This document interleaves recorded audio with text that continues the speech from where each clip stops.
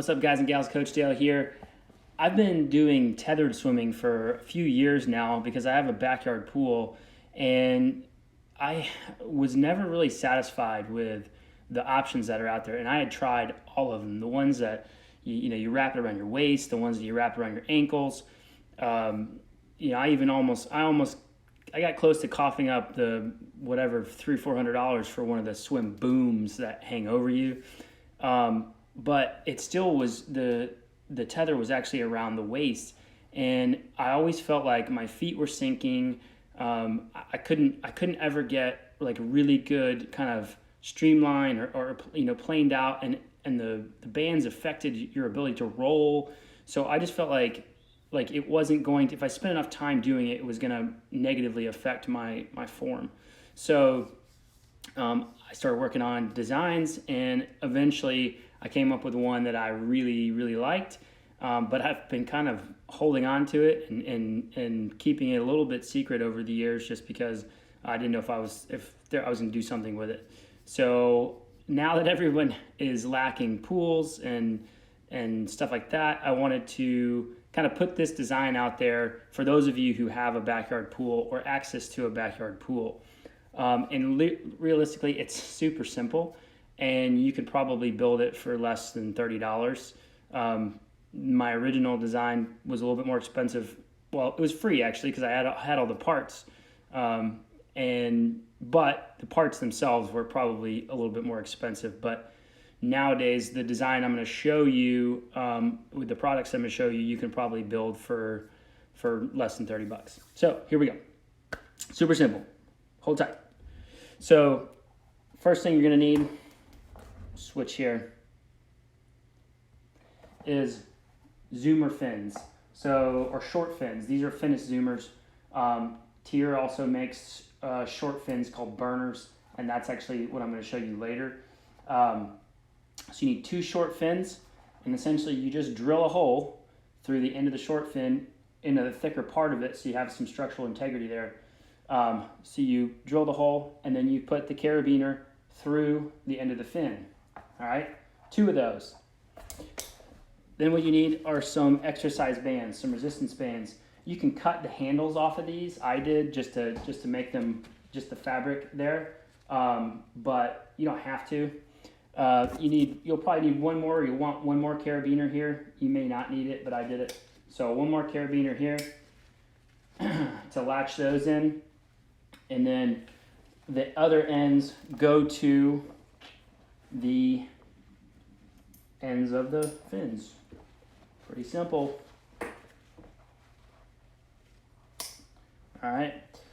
So this end can be hooked to a ladder, or if you have like a lane line rope in your pool, the little hook that's into the concrete, that's what I use. Put it into the lane line. And then with this system, you can actually swim, and I'll show you kind of the original design here.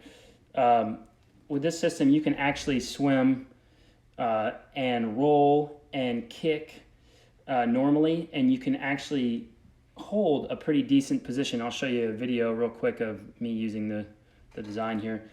So as you can see, heels are still at the surface, butt still at the surface, head still at the surface.